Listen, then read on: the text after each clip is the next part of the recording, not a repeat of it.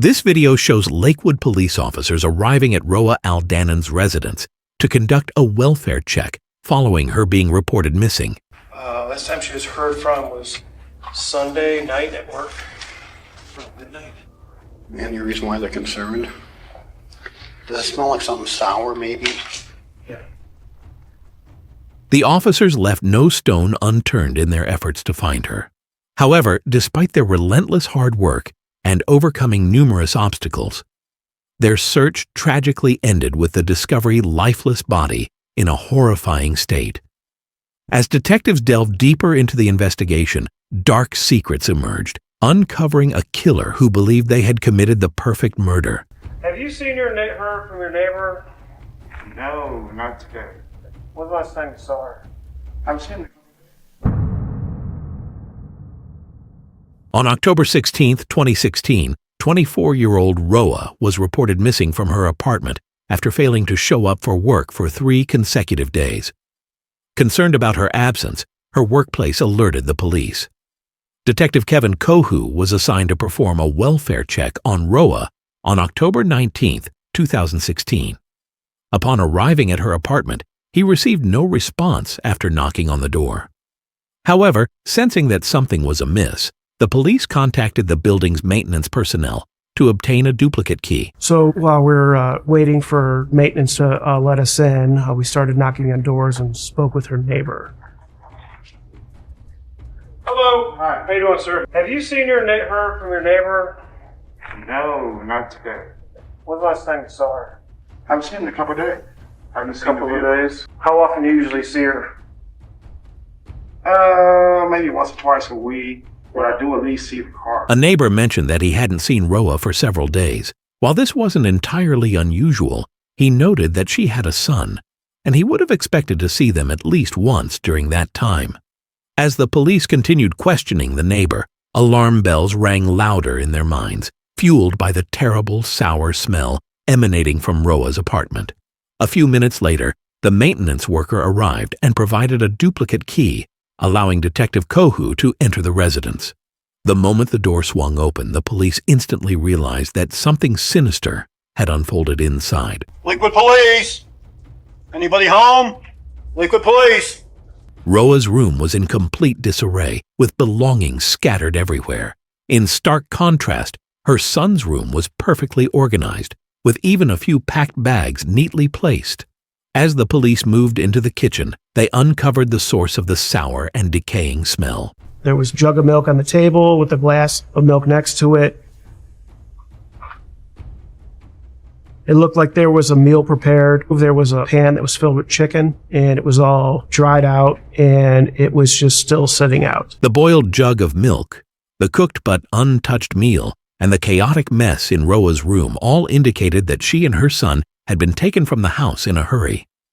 Despite the disarray, where it seemed the potential abductor made no effort to conceal their actions, the police found no clear clues pointing to a suspect or direction. With 2 missing persons, including a child, time was of the essence. The police expanded their investigation by contacting her workplace for more information. Although leads were scarce, a shocking revelation came from one of Roaa's colleagues. She had a stalker. Roaa had come to the United States with her ex-husband, Fahad Muhammad, from Iraq. The couple hoped to build a better life for themselves and their son.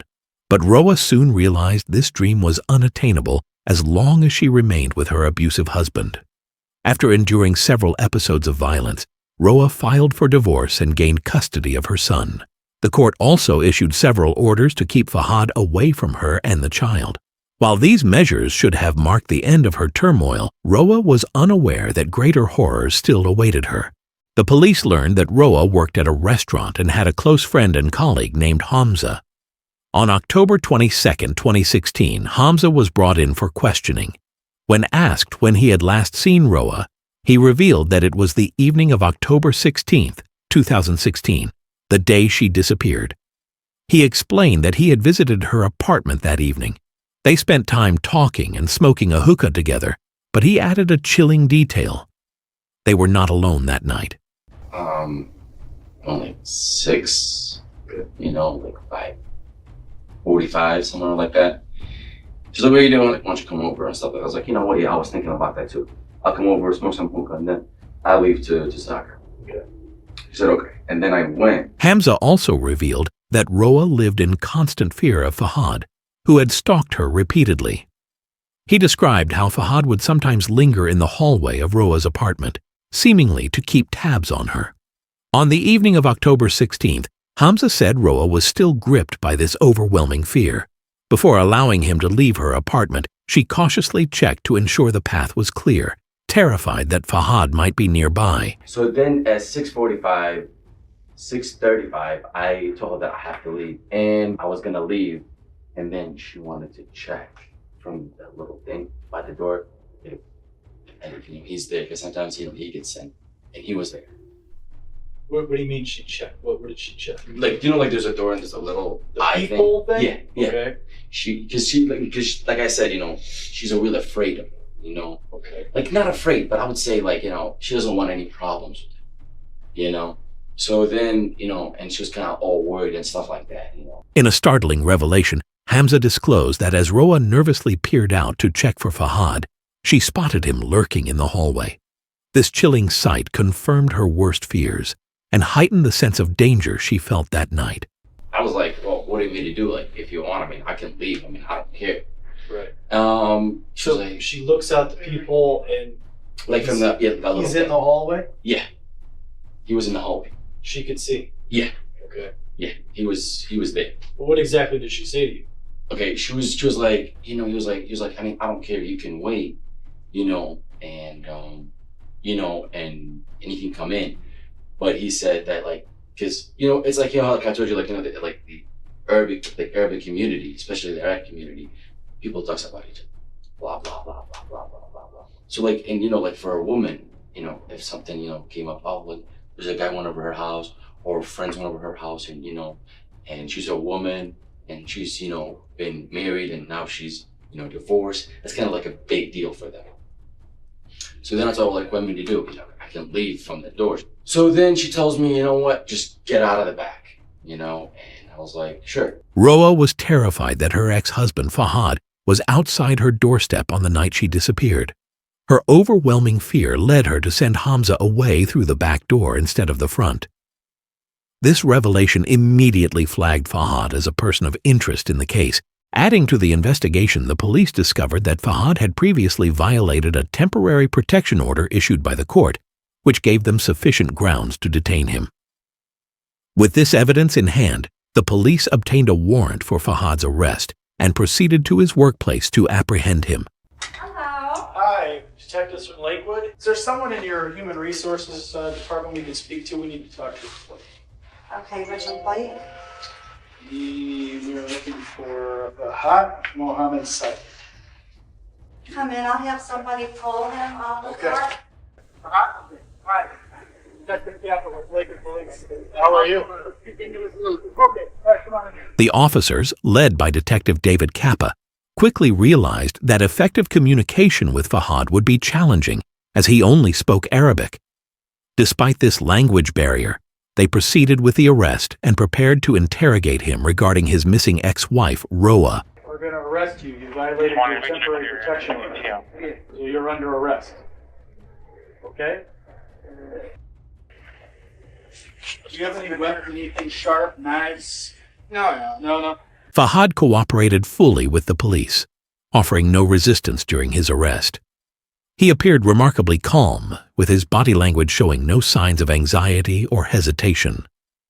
This composed demeanor persisted, even after he was brought to the police station. Detective Kappa began the interrogation by asking Fahad when he had last seen his ex-wife. As Fahad attempted to provide a credible answer, a peculiar detail in his response immediately caught the attention of the police, raising further suspicion. The last time that you saw your ex-wife? Sunday, 11 at night. Do you know what day in particular? 16. And where did you see her at? She came to my house. Why did she come to your house? She dropped off. Did she tell you where she was going? She was going to Michigan to Detroit, function, like a party. And she said that she would be right back the following day. Fahad claimed that the last time he saw Roaa was at his own house, from where she had left to attend a party. He added that she never returned after that and stopped responding to his text messages. This statement raised eyebrows as it placed Roaa at Fahad's residence on the night she disappeared, further deepening the police's suspicions. He told us the following day he was worried that she hadn't returned to pick up their son. And he began trying to reach out to her, sending her text messages, trying to figure out where she was at, trying to call her on her phone. There was no answer. He was aware he was violating the temporary protection order issued by our court. He was prohibited from having her son in his presence. It just didn't really make a lot of sense to us. But that was all Fahad had to offer the Lakewood police. His statement opened up a new angle. Roaa might not have been endangered in her own apartment. Her troubles could have started at her ex-husband's residence. With this confession, Fahad not only positioned himself as the last person to have seen Roaa, but also admitted to knowingly violating court orders regarding the custody of their son. This led to his formal arrest and imprisonment in the Cuyahoga County Jail. However, the police couldn't celebrate this small victory. While they had managed to put a suspect behind bars, the truth behind Roaa's disappearance remained elusive. The possibility that Roaa had been abducted after leaving Fahad's residence didn't entirely align with the chaotic state of her own apartment when officers first entered. Believing her home might hold further clues, the police decided to revisit her apartment. During their second visit, the officers were struck again by the sour, decaying smell that had lingered during their initial search. This time, they couldn't shake the feeling that this stench symbolized something deeper, the foul odor of deception. They recalled Hamza's earlier statement, in which he revealed that Fahad had been lurking outside Roaa's apartment on the day of her disappearance. While this was a strong lead against Fahad, the police also began to suspect that Hamza might have concealed something important during his confession. His account now seemed to contain inconsistencies, hinting that he might have been withholding critical information. Roaa! One of the things we located was a hookah, and this hookah was missing some pieces. A couple small pieces were located in the kitchen garbage can, and it was missing its hose. We didn't know at the time if this missing hose could potentially be a very crucial piece of evidence that we need. During our interview with Hamza, he tells us he and Roaa were smoking hookah in her apartment. We're now in her apartment. We see this hookah. It's missing pieces and it's missing a hose. Now, why is this hose missing? So why is he telling us that he was there smoking hookah if this hookah that we found in Roaa's kitchen is missing all these pieces and is inoperable? It didn't make a lot of sense to us. At that point, I was reluctant to rule Hamza out as being someone involved in Roaa's disappearance. To gain more clarity, the police brought Hamza back to the station for further questioning. Under the pressure of the interrogation, Hamza's composure began to crack, and he ultimately exposed the lie he had previously told, revealing crucial details that shifted the direction of the investigation. You say that you went there to smoke hookah. Yeah. Did you bring a hookah? She has her own hookah. Okay, and describe it to me. It's a two-piece, like a bowl, and then it goes a metal piece, and then it goes the head, and then it goes a hose. So, the hose. Yeah. We've been to her apartment. I found the hookah, but I didn't find the hose, and I didn't find the mouthpiece. So I'm just trying to figure this out. The officers pressed Hamza further, attempting to corner him by accusing him of having an affair with Roaa under the guise of friendship. For somebody who's 22 to say, I went to the house to chill, smoke hookah, that to me means you're probably over there Banging. for a relationship. There's no relationship, zero, Okay. between me and her. I guarantee you on everything. There is absolutely zero. And, I do have a girlfriend, and we're getting married. So, Let me ask you this. go ahead. Is the concern that word of you being there would get out to your girlfriend? I mean, I don't care as long as you guys find her. But at the same time, I care about my... When Hamza denied the allegations, his tone turned notably aggressive, indicating how deeply the accusations affected him. He was particularly concerned about his reputation within his community, which was now at risk due to his involvement in a case tied to a missing woman. Sensing this vulnerability, the police realized they had the perfect leverage to pressure him. By highlighting the potential damage to his reputation, they aimed to compel Hamza Roaa's friend and colleague to reveal whether he was, in fact, connected to her disappearance.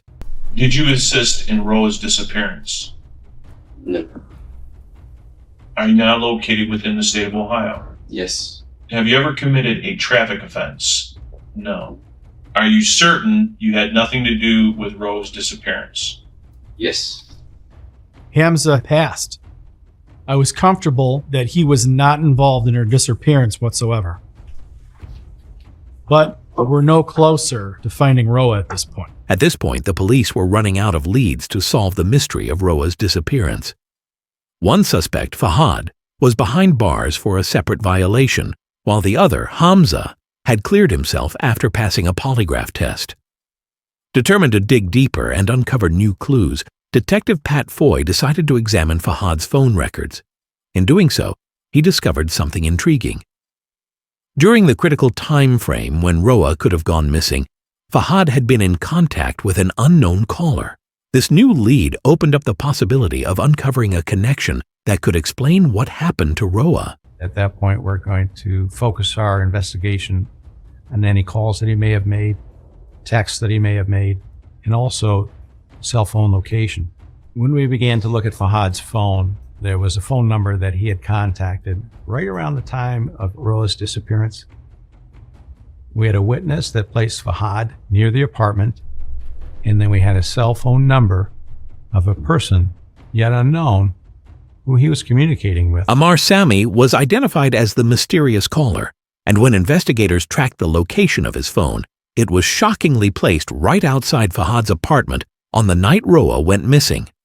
This new lead gave the police another person to question in connection to Roaa's disappearance. On November 9, 2016, Ammar was brought into the Lakewood police station for interrogation. From the start, he appeared cooperative.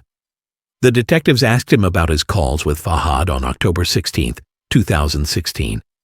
Ammar explained that the two had arranged to meet outside Fahad's apartment to smoke cigarettes. Afterward, Ammar claimed he had dropped Fahad off at his residence and then went to Walmart on his own.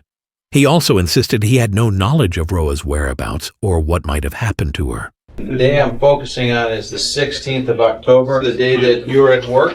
9:30 he left the work. Before that, Fahad called him. Almost 7:30. Around 7:30 called. Yeah, he said, I'm here and I'm gonna be home in about 10 o'clock. I went to his house, close to his house, and like in the street, I called him and he came down. They went to like a convenience store to bring some cigarettes. Ammar said that the two part ways, and Ammar said that he went to Walmart. This appeared to be yet another dead end for the investigation. However, Detective Foy decided to take a more aggressive approach to elicit a confession. He warned Ammar that if it was discovered he was withholding information, he could face deportation. The threat added pressure to Ammar, forcing him to reconsider whether he would continue to maintain his innocence or reveal any hidden details about Roaa's disappearance. If we find out that she is harmed, the people responsible go to prison. If people are not citizens, it could be subject to deportation. There's no problems. I'm really ready to help with anything. And it doesn't mean deportation with you and your wife. That means you deportation. Wife stays here. Ready for anything if I'm involved. I'm ready for anything, but what I really would like to have is the truth. Despite the threat, Ammar refused to provide anything useful to the police. Furthermore, since he had voluntarily come forward, the police couldn't detain him for long. While it initially seemed like Ammar wouldn't yield any critical information, the investigation took an unexpected turn when detectives realized that Fahad's friend had made the same mistake as Hamza, leaving behind a crucial inconsistency. To verify Ammar's claim, the police shifted their focus from his meeting with Fahad to what happened afterward. Ammar had stated that he went to a Walmart store alone after dropping Fahad off. To confirm this, Detective David Jacobs reviewed the store's CCTV footage. The surveillance footage did show Ammar at Walmart, proving part of his story. However, there was a shocking discrepancy. Contrary to his claim, Ammar wasn't alone. This new revelation raised further suspicions and prompted the police to dig deeper into Ammar's involvement and uncover who had accompanied him that night. When we initially looked at the video footage, we started with the parking lot. We observed Amir Sami's vehicle pull into the parking lot and park. At that point, we do observe two people exit his vehicle. We now switch our attention to the door entrance camera to Walmart. At that time, we did see both him and Amir Sami, him being Fahad, enter the Walmart. And then we observed them go over to the hardware section. And at that point, we observed Fahad remove a 6-foot digging shovel from the rack. And both him and Amir Sami then proceeded to the checkout registers. It indicated to us that Ammar was not truthful with us, that he had lied to us. He certainly knew something, and we felt by bringing him in a second time, our hopes were that he would confess to it. If lying to the police raised suspicion, purchasing shovels from Walmart late at night screamed for scrutiny. Ammar's deception now brought him back to the police station for a second round of questioning. This time, however, his status had shifted dramatically, from being merely someone in contact with Fahad to someone who was actively with him on the day of Roaa's disappearance and possibly complicit in her fate. The purchase of shovels by both men strongly hinted at foul play. The chilling implication was that they might have killed Roaa and buried her body. This new evidence placed Ammar at the center of the investigation alongside Fahad as the police intensified their efforts to unravel the truth behind Roaa's disappearance. As part of our investigation, we went to Walmart. When we watched this video, we saw something very interesting. What do you think we saw? With his back against the wall, Ammar decided to take his chances and lie to the police one more time. However, this time the detectives were fully prepared. They knew who they were dealing with. Having already uncovered inconsistencies in Ammar's story and armed with the evidence of the shovels, the police were ready to dissect every word he said, leaving him with little room to maneuver. The pressure on Ammar was mounting, and the detectives were determined to uncover the truth. I've had a lot of surgeries and I take a lot of sedatives. I may have forgotten something. Before I sat down with you last time, I told you I have problems and I take medications. I may have forgotten something. I have no problem. Help you any way I can. Why couldn't you remember these new details before? It depends on the question they ask, but it's probably it's not on purpose. I told you everything. The police were skeptical of Ammar's claim that his medications made it difficult for him to understand their questions. Moreover, his repeated lies during an active investigation prompted the issuance of a warrant for his arrest on charges of obstructing justice. Ammar was subsequently sent behind bars, with both Fahad and Ammar now in custody. The answers to the mystery of Roaa's disappearance remained elusive. To complicate matters further, a court order issued 2 months later placed additional pressure on the Lakewood police. The order stipulated that the suspects would have to be released if no substantial evidence was found to charge them. This looming deadline forced the police to work against the clock. In January 2017, the Lakewood Municipal Court sentenced Fahad to 6 months in prison for violating the custody order regarding Roaa's son. While this temporarily kept him behind bars, it also served as a stark reminder. If the case wasn't solved within that time frame, Fahad would be a free man again. The mounting pressure weighed heavily on the police, who were desperate to uncover the truth. With each passing month, they found themselves running out of leads, resources, and time, leaving the department increasingly frustrated and disheartened. It was very frustrating because we really wanted to find Roaa and we wanted to bring some sort of resolution to this investigation. It was just a very difficult thing for all of us to deal with. While sending Fahad to prison initially seemed like a futile effort to the police, they had unknowingly set off a chain of events that would eventually expose the horrific truth of what happened the night Roaa disappeared. This domino effect, triggered by Fahad's imprisonment, began to unravel secrets and bring long-hidden details to light, setting the stage for the resolution of the case. Michael, Police and Fire. Hi, yes, I have information about a missing person. Okay. Her name is Roaa, Roaa. Uh-huh. Right. I don't know how to say her last name. But I know who you're talking about, though. On Friday after work, my boyfriend called me and said he didn't tell me what was said. And like, his wife is missing. What's that about? And he's like, I don't know. And I was like, well, that's weird. He's like, yeah. So then when he told me on Friday, because he's like, I'm getting a little nervous, this guy's getting paranoid or something like that. And I was like, okay.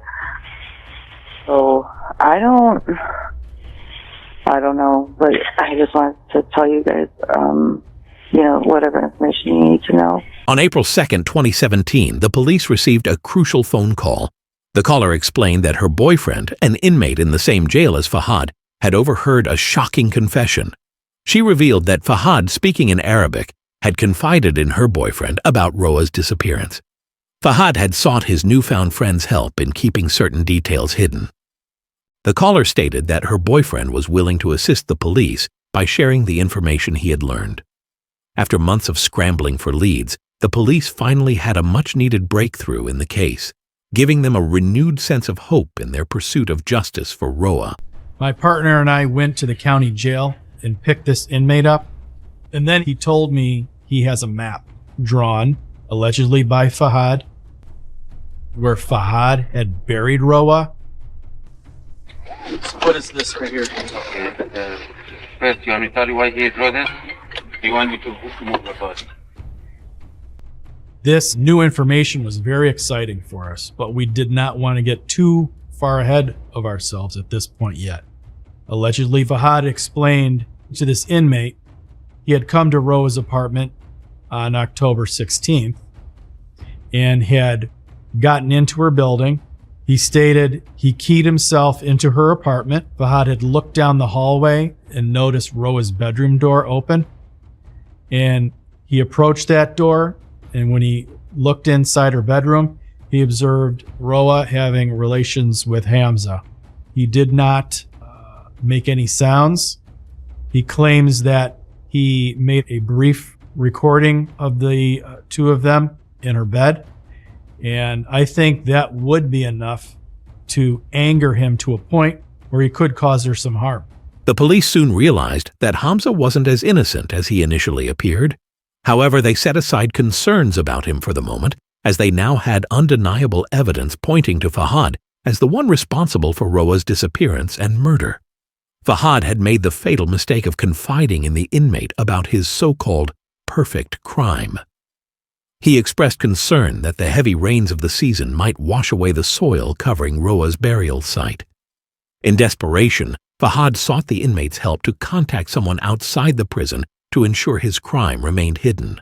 Unbeknownst to him, this attempt backfired as the information reached the Lakewood police instead. On May 15, 2017, using a hand-drawn map provided by Fahad, the police located and unearthed Roaa's body. To ensure the recovery was thorough and precise, they enlisted the assistance of the FBI's evidence response team. This discovery not only confirmed Roaa's tragic fate, but also marked a significant turning point in the investigation, finally bringing the truth to light. This area, he lived in this apartment. The apartment is over there. Okay. He buried her around. Several hours had gone by of us looking around.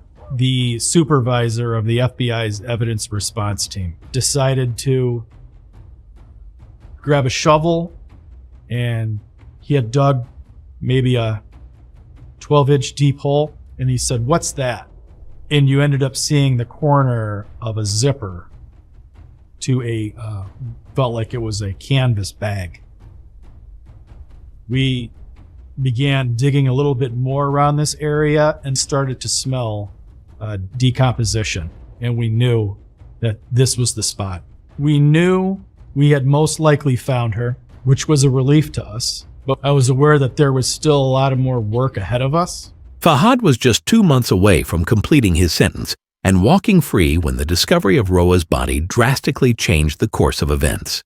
He was immediately brought in for questioning, and found himself sitting across from the same detectives who had interrogated him in October 2016.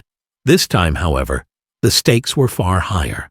The police were no longer investigating a mere custody violation. They were ready to confront Fahad about the monstrous crime he had committed. Without revealing that they had recovered Roaa's body, Detective Jacobs took the lead in the interrogation. Using psychological tactics, he began to recount what he believed had happened on the night Roaa went missing.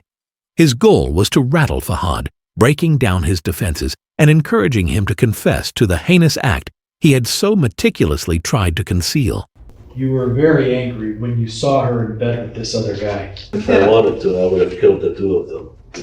Right. But he was gone when you went back up to her apartment. It seems more convenient to me that you would go back up to her apartment once that guy is gone and confront her there regarding what you had seen, since you were right there. You didn't have time to leave. You went back up to her apartment after that guy left, and you confronted Roaa in her apartment about what you saw. There was no evidence that he actually recorded the event at all. While Detective Jacobs was nearly spot on with his theory of what transpired on the night Roaa went missing, he missed the mark on one crucial detail. During the interrogation, it became evident that Fahad hadn't been entirely truthful, even with the inmate who had leaked the details of his so-called perfect crime to the police. This revelation complicated the case further, as it suggested that Fahad had deliberately withheld certain aspects of the crime, possibly to protect someone else, or to keep critical details buried. The detectives realized they needed to dig deeper into Fahad's inconsistencies to uncover the full truth of what had happened to Roaa. We believe it was just a ploy. I think the reason he had told Roaa that he had videotaped was that it would save his image in the community. The detective uncovered a heartbreaking twist. Roaa had nearly fallen victim to Fahad's manipulative lies.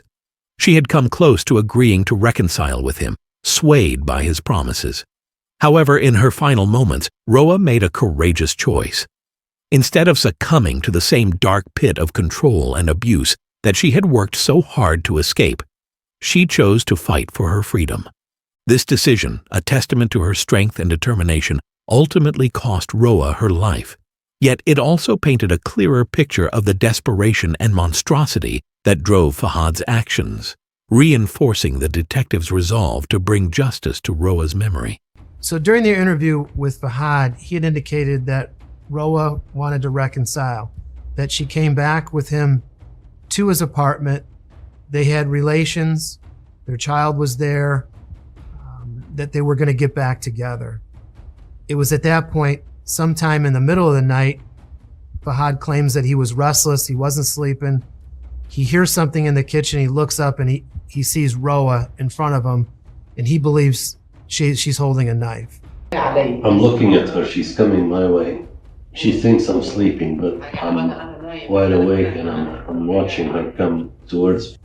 He jumps out of bed, he attempts to disarm her of the knife, and in doing so, he gets behind her and begins to choke her. At some point, she becomes unconscious and falls to the floor. I know that she's dead. I put her in a bag. So I ended up putting the bag in her car, took the shovel, took her to the park. I dug up a hole for about 2 hours, buried her. Fahad ultimately pled guilty to the involuntary manslaughter of his ex-wife, Roaa. In addition to this, he faced charges of kidnapping and burglary. The court sentenced him to 25 years in prison, followed by deportation back to Iraq for his crimes. His friend, Amar Sami, who had aided him and obstructed justice, was sentenced to 18 months behind bars. During the trial, a chilling detail emerged. Fahad had buried Roaa's body in front of their young son after mercilessly killing her. His toxic possessiveness and oversized ego not only took Roaa's life, but also left deep emotional scars on the mind of the young boy who witnessed the aftermath of his father's heinous actions. As we conclude this video, we extend our sincere condolences to Roaa's loved ones who have had to endure the heartbreaking loss of a young mother working tirelessly for her son. While Fahad's imprisonment cannot bring back the 24-year-old who met such a tragic fate, we hope the justice served by the court provides some solace to those mourning her loss. What are your thoughts on this case? Do you believe Fahad's sentence was just for the crimes he committed? Share your opinions in the comments section and let us know your perspective. If you enjoyed this video, please hit the thumbs up button and subscribe to Criminal Abyss for more videos on true crime cases. Share this video with fellow true crime enthusiasts, and until next time, stay mysterious.